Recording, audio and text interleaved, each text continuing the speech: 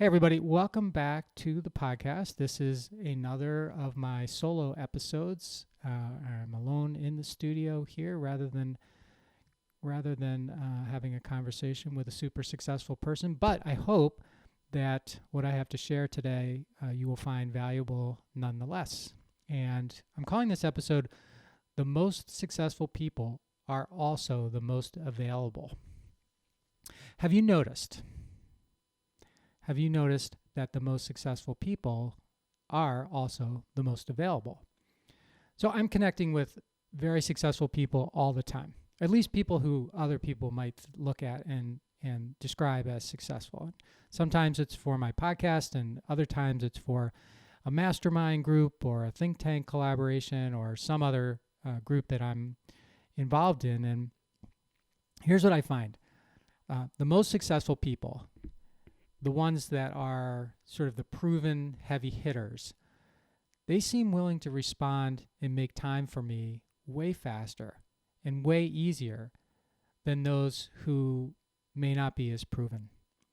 And it's always interesting to me because sometimes I'm scared to reach out to people or a little intimidated to reach out to people, and I drag my feet reaching out to people. And if you looked at my notes about people I want to, reach out to, I'll be all enthusiastic about reaching out to them at the point where I wrote their name down, and then I will just not do it. I'll drag my feet because I just feel like, oh my gosh, they might say no, or they might not respond to me. But I'm getting better at that, and you have to be better at that to be in the podcast game or to be successful. Or to get what you want or get what you need. So eventually, I'd say 99.5% of the time, I do get around to reaching out to these people. And what, surprises me, and I guess it shouldn't surprise me any longer, but the people that I'm most intimidated by, for example, turn out to be the people who, if you message them the right way, are very responsive, and I would even say some to a large degree very enthusiastic about getting back to you. And I've been wondering, why is that? And I've developed a few theories about it, and I wanted to share those theories with you today. So the first is that the most successful people are organized. They're just very organized about their life. They don't overschedule. They're typically not people who are jumping from one meeting to the next meeting to the next meeting to the next meeting, and always on the go and always sort of frazzled. They make time to make sure that they have time. And I think that's worth thinking about, making time to make sure that you have time.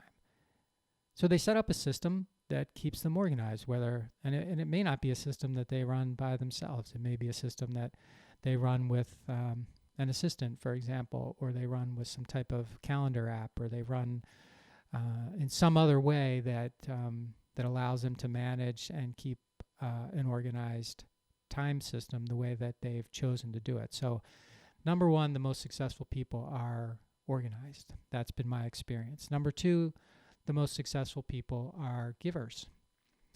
They want to help other people, and they often want to help other people for no other purpose than to help another person.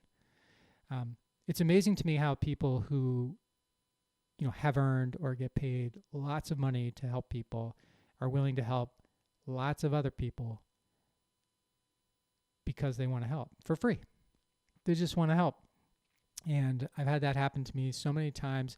And it's inspired me as I've matured over the years to be, number one, be very open to helping people however I can. I'll give you what I've got, and if it's helpful to you, great. And if it's not, I made the effort. So the most successful people, and the people that I have on my podcast all the time, they're givers. They give you their story, a chance to explore it on the podcast, and they give, lots of themselves to pretty much anyone who asks. Number three, the most successful people are learners. So they want to see what you can teach them. And I find that a lot of people are, and I think I put myself in this camp too. If someone reaches out to me, I don't know who they are. Um, I can do a Google search, I can look them up on LinkedIn, but I really don't know who the person is. But I kind of look at everybody, and that's not 100%. There is sort of a little vetting matrix that I go through in my mind, but I kind of look at everyone that reaches out to me as someone that I could potentially learn from. So not only could I potentially help them, but I could also potentially learn from them. And since lifetime learning is something that I'm committed to, and I'm also committed to designing my own school so that I learn what I want when I want to learn it, I welcome that approach, because I'm hoping that I learn something, and if I don't learn something, it didn't take anything meaningful away from my life. So I take a chance on the opportunity, and more times than not, way more times than not, that pays off. And number 4, the most successful people are opportunists. So they are always looking for new ideas and new collaborations. And when you're looking for new ideas and new collaborations, you're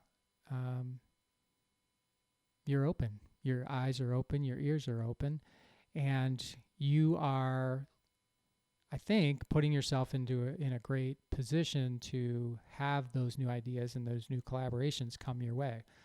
And I think that maybe is the culmination of being, givers, learners, and being organized, is that ultimately most successful people are looking to have a bigger impact on the world and on other people around them as well. And the only way to do that is to, be open and be opportunistic. And I get that nothing is universal, and this has been my experience more than most of the time, is that the most successful people have these sort of traits or characteristics, I guess. And I guess I'll sort of wrap this up with, I never reach out to anyone. I try not to reach out to anyone with an expectation that they're going to do something for me. I always reach out with just a desire to be polite, respectful, and specific about what I would like to talk to them about. For example, being on the podcast or something else, because we have some type of connection or an introduction was made. Somebody mentioned them, or it's a mutual, sort of group that we're in, but I don't happen to know the person. But I never, start off with, asking them to do something for me. And you probably had this happen to you on social media or LinkedIn or even by email, but someone reaches out to connect with you, and you connect with them, and the very first thing they do is try to sell you something. Well, that's, that doesn't work for me. So that tells me right away that those people are not in the category of most successful people that I'm trying to surround myself with. And I think you should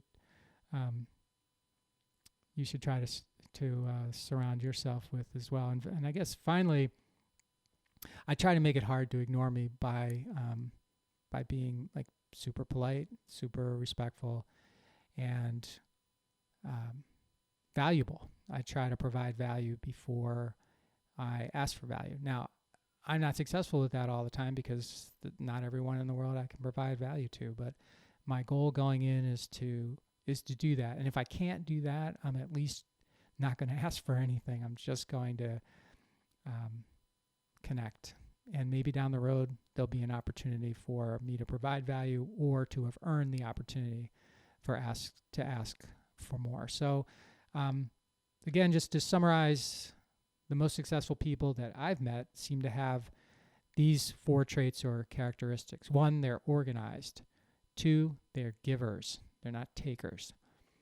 Number 3, they're learners.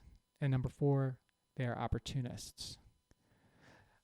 I hope this has been helpful to you to walk through this with me. I know it's definitely been something I've learned from experience, and I am always looking to connect with the most successful people that I can, because I think that doing that helps me and helps them impact the most number of people. So thank you so much for listening to my podcast. And if you haven't heard yet, I have a book out. It's called Ownershift: How Getting Selfish Got Me Unstuck, and it's available on Amazon or wherever you like to buy books. So check it out. Or you can get a free chapter on my website at mikemalatesta.com. Let me know what you think. I'd be honored to have you take a look at it, whether it's the book or the free chapter, and shoot me a note and let me know what you think. Thank you. Thanks for listening to this episode of the How Did Happen podcast, where we believe that success doesn't happen unless you make it happen. You can subscribe to the podcast on Apple Podcasts, Google Podcasts, Stitcher, or wherever you like to listen. And while you're there, please rate it and leave a comment as well. I'd love to hear your thoughts about the show, ideas for future guests, or whatever you'd like to share. And of course, you can always find me at mikemalatesta.com. See you next time. Thanks again for listening to the How Did Happen podcast.